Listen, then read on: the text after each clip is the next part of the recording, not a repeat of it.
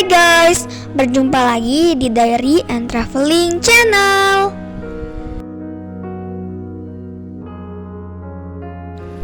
Guys, kamu tahu nggak kalau hari ini tanggal 30 September ini bertepatan dengan hari apa? Ya, betul sekali. Hari ini bangsa Indonesia memperingati dan mengenang jasa-jasa para pahlawan revolusi, di mana pada tanggal 30 September 1965 telah terjadi peristiwa yang sangat kelam atas kematian 7 perwira TNI yang dibunuh oleh PKI secara keji.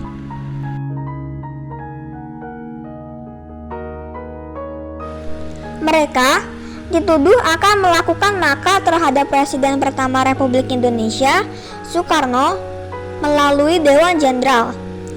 Jenazah ketujuh pahlawan revolusi tersebut kemudian dimasukkan ke dalam sebuah sumur di kawasan Lubang Buaya, Jakarta Timur.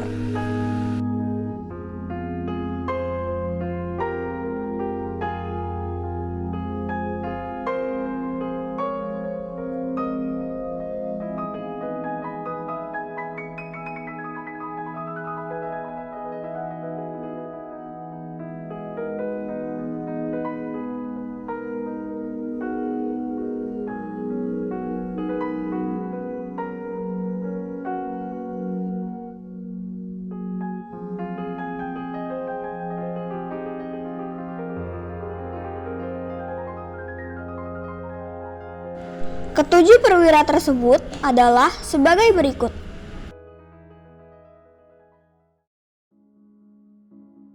1. Jenderal TNI Ahmad Yani. Sejak tahun 1962, Ahmad Yani adalah orang nomor 1 di Angkatan Darat. Beliau menjadi Panglima Angkatan Darat ke-6 di pemerintahan Presiden Soekarno. Beliau juga merupakan figur yang disenangi oleh sang presiden.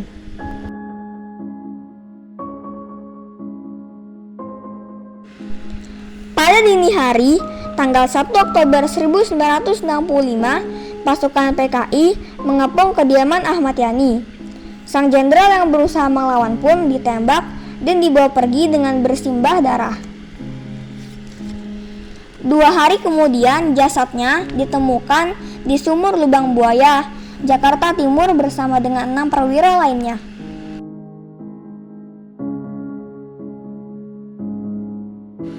Dua, Letnan Jenderal R. Suprapto.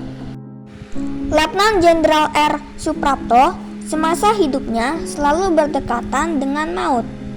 Mulai dari menjadi tawanan tentara Jepang hingga ikut angkatan senjata di Ambarawa untuk melawan sekutu.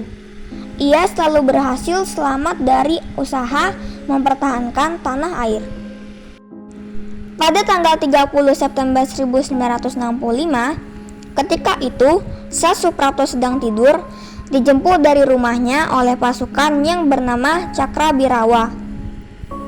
Mereka mengaku bahwa Suprapto dipanggil oleh Presiden Soekarno, namun ia menghilang sejak saat itu dan baru ditemukan lagi pada tanggal 3 Oktober 1965 dengan kondisi sudah tidak bernyawa di Lubang Buaya.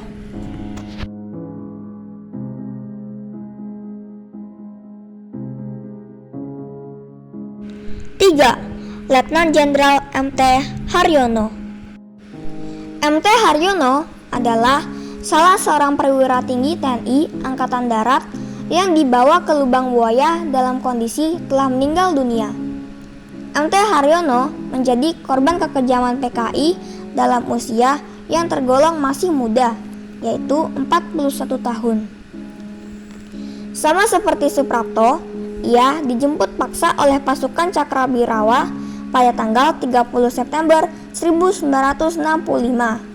Selepas tengah malam dengan dalih dipanggil oleh Presiden Soekarno. Saat hendak merebut senjata, ia justru ditembak hingga mati di dalam kamarnya sendiri.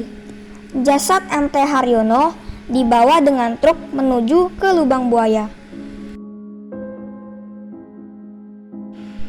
4. Letnan Jenderal S. Parman. S. Parman sempat menjalani sekolah kedokteran, namun akhirnya terjun di bidang militer. Salah satu peran S. Parman di Angkatan Darat adalah menjadi sosok intelijen yang dekat dengan PKI. Terlebih lagi, kakaknya Insinyur Sakirman adalah salah satu petinggi PKI. Jadi, bisa dibilang ia tahu banyak informasi tentang rahasia dan rencana kelompok tersebut. Namun, ternyata ia tak luput menjadi sasaran penculikan pada tanggal 1 Oktober 1965 sekitar pukul 4 dini hari. WIB di kediamannya dikepung oleh pasukan Cakrabirawa. Kemudian ia ditembak mati dan tubuhnya dibuang ke lubang buaya.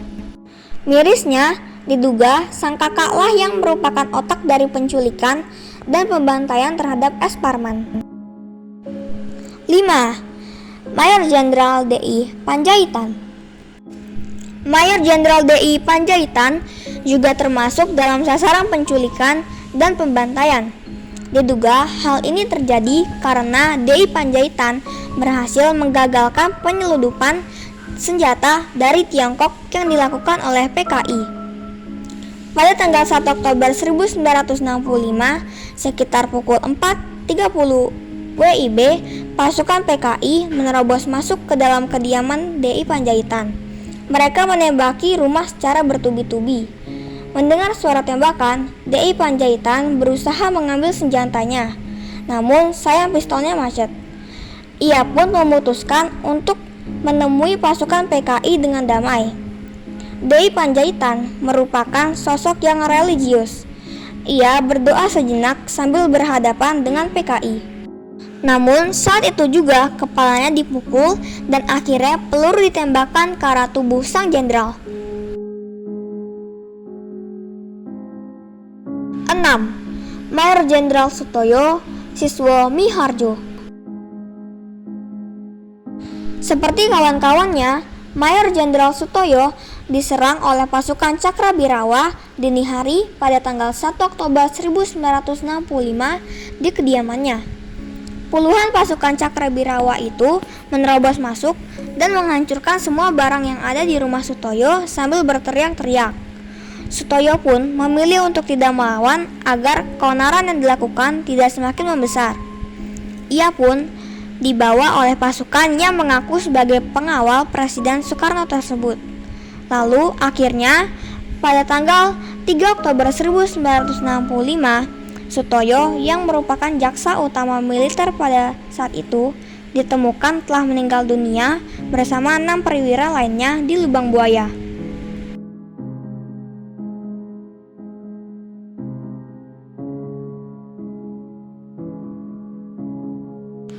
Tujuh. Kapten Pierre Tendean. Pierre Andreas Tendean merupakan perwira TNI keturunan Prancis. Walaupun masih sangat muda, yaitu 26 tahun, ia sudah banyak memiliki pengalaman, salah satunya terlibat dalam penumpasan PRRI Permesta. Saat itu, Pierre Tendean masih menjabat sebagai ajudan dari Jenderal A.H. Nasution. Maka tak heran bila pada tanggal 1 Oktober 1965, ia berada di kediaman jenderal sasaran PKI tersebut. Dini hari, saat Tendean sedang tertidur di kamar belakang rumah dinas Jenderal A.H. Nasution, pasukan Cakrabirawa datang menyergap. Mereka menembak rumah secara bertubi-tubi dan membuat kegaduhan. Ia bersiap-siap mengisi pistol dengan peluru dan menghampiri pasukan tersebut. Sayangnya, Pierre Tendean dihadang banyak orang bersenapan. Pasukan Cakrabirawa mengira bahwa dirinya adalah A.H. Nasution, sehingga mereka membawa Pierre Tendean. Sementara sang jenderal berhasil melarikan diri dengan melompat di pagar belakang. Sesampainya di lubang buaya, Pierre Tendean pun ditembak mati bersama para jenderal lainnya.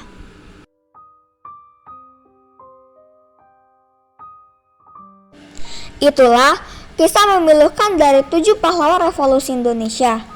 Setelah bersusah payah melawan penjajah, ternyata hidup mereka berakhir di tangan saudara sebangsanya sendiri. Jasa-jasa ketujuh pahlawan revolusi ini patut dikenang dan diabadikan dalam sejarah.